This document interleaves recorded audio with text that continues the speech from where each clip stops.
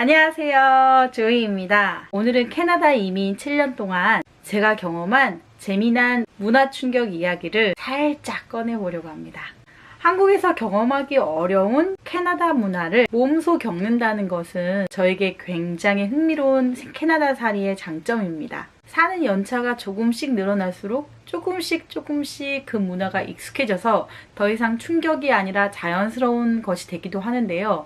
오늘 말씀드릴 5가지 문화 충격은 사실 시간이 지나도 좀처럼 이렇게 잘 익숙해지지 않는 여전히 조금 낯선 그런 풍경인 것 같아서 함께 공유해보고 싶었습니다. 사실 현재 저는 잠깐 부모님을 뵈러 한국에 나와 있는 상태인데요.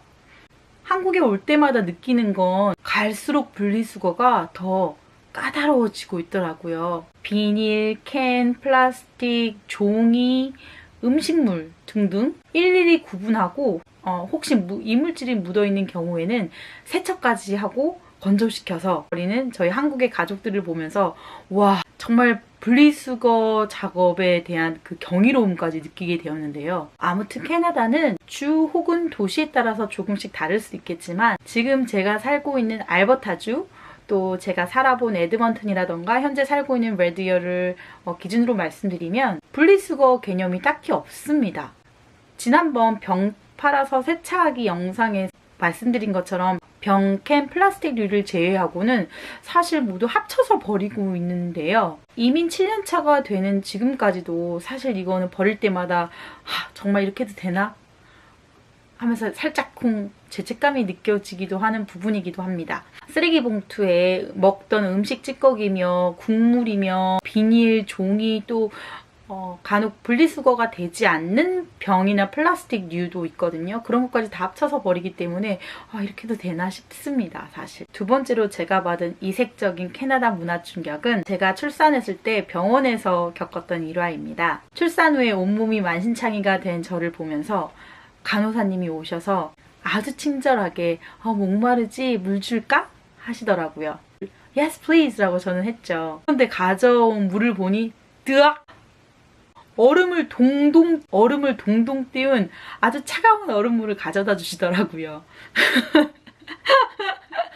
참고로 저희 아이는 3월 27일 생이라서 캐나다 한참 추운 날이었는데요. 캐나다는 산모에게도 얼음을 동동 띄운 아주 시원한 얼음물을 주는구나, 재밌는 문화구나 하면서 그냥 감사히 마셨습니다.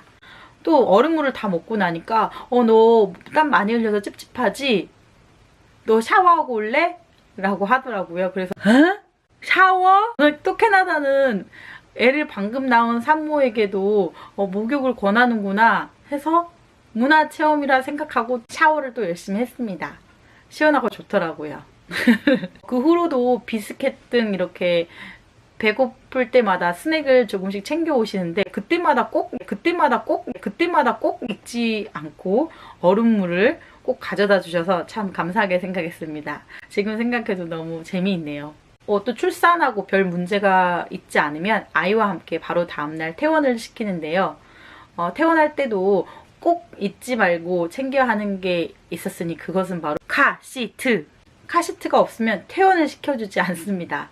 간호사님께서 아이를 카시트에 직접 앉히시고 벨트까지 잘 채워서 저희 손에 넘겨주시고 나서야 저희도 퇴원할 수 있습니다. 사실 그렇게 아이를 낳자마자 찬물을 그렇게 많이 먹고 또 목욕을 하고 해서 혹시 나중에 손목이 시리거나 무릎이 아프거나 하면 어떡하지? 이런 생각이 들었는데요. 큰 건강상의 지장 없이 잘 지내고 있어서 감사하게 생각하고 있습니다.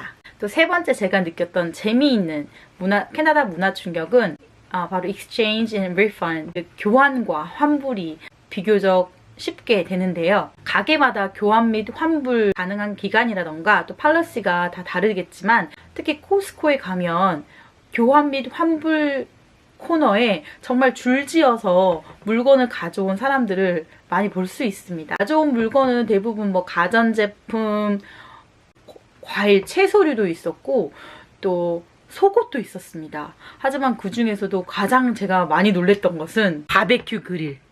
여름 내내 사용해서 기름때가 잔뜩 끼고 심지어 녹이슬기까지 한 바베큐 그릴을 반납을 하더라고요. 진짜 너무 쇼킹했습니다. 저도 개인적으로 믹서기를 코스코에서 구입해서 똑같은 믹서기를 또 지인에게 선물 받아서 더 이상 필요가 없게 돼서 코스코 리펀 하러 갔었는데요. 사실 몇 번 사용했기 때문에 해주면은 리펀 받고 아니면 그냥 다른 사람하고 나눠 써야지 했는데 묻지도 따지지도 않고 리펀을 해줘서 정말 놀랐습니다. 영수증은 당연히 첨부해서 갔었죠. 하지만 이렇게 편리한 캐나다 리펀 문화 악용하면 안 되겠죠. 네 번째 제가 경험한 캐나다 문화 충격은 바로 나이 드신 직장 동료들과도 동일한 업무가 할당된다는 것입니다. 한국에 있을 때는 아무래도 나이가 꽤 있으신 직장 동료분이 계시다면 나이가 어린 제가 그 업무를 조금 덜어드리기 위해서 좀 더 도와드리고 했던 게 당연한 거라고 생각했고 또 그것이 나쁘다고 생각하지도 않았습니다. 대신 연륜과 경험이 많으신 직장 동료분은 저에게 또 다른 면으로 도움을 많이 주셨기 때문에 서로 돕는다고 생각했습니다. 아무튼 캐나다에서 제가 경험한 바로는 업무 할당 시에 나이가 많다고 해서 일가 되지 않는 것 같습니다. 오히려 건강상의 이유나 혹은 종교, 문화 등의 이유로 인해서 특정 업무에서 열애가 되시는 경우는 있는데요. 단지 나이가 많다고 해서 업무를 더 적게 주고 하는 경우는 보지 못했습니다. 또 제가 나이가 덜이기 때문에 나이가 더 많은 직장 동료의 일을 도와드려야 되는 것은 아닌가 하는 무언의 압박도 전혀 받지 못했습니다.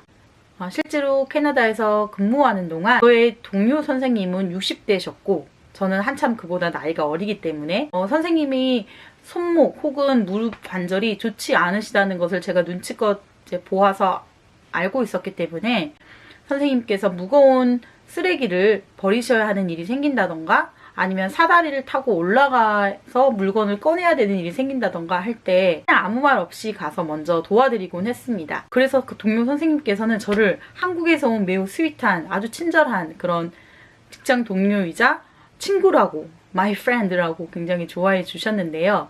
사실 이것은 제가 매우 스윗한 사람이라서가 전혀 아니라 한국에서 자라온 저의 정황상 나이가 드신 분이 뭔가 어려운 일을 하고 계신다면 당연히 도와드리는 한국의 그런 문화 속에서 정서 속에서 제가 자랐기 때문에 자연스럽게 나왔던 행동이었던 것 같습니다. 아무튼 한국의 그런 문화 덕분에 저는 갑자기 매우 친절한 사람이 되어버렸습니다. 마지막으로 5번째는 요가 바지 혹은 레깅스를 입은 여자들이 진짜 많다는 것입니다. 정말 지나다니는 여성분들, 특히 젊은 여성분들이 대부분 이렇게 많이 입고 다니시는 것 같습니다. 이렇게 보통 입으면 엉덩이가 가려질 만큼 긴 윗도리를 입어서 엉덩이를 가리곤 하는데요. 여기는 굳이 그렇게 하지 않는 것 같습니다.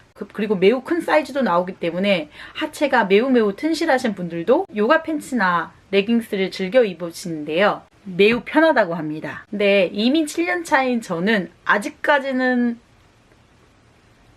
그거는 도전을 못 해보겠더라고요. 아마 이민 10년 차쯤 되면 저도 입고 있지 않을까라는 상상을 해보기도 하지만 사실 상상만 해도 살짝 민망합니다. 이상 제가 경험한 캐나다의 재미있는 문화 충격 5가지 말씀드렸는데요. 이 외에도 이민자로 살고 계신 분들은 캐나다 혹은 지금 살고 계신 나라에서 어떤 문화 충격, 어떤 에피소드 갖고 계신지 정말 궁금합니다. 댓글로 소통해 주시면 감사하겠습니다. 시청해 주셔서 대단히 감사합니다. 여러분 안녕히 계세요.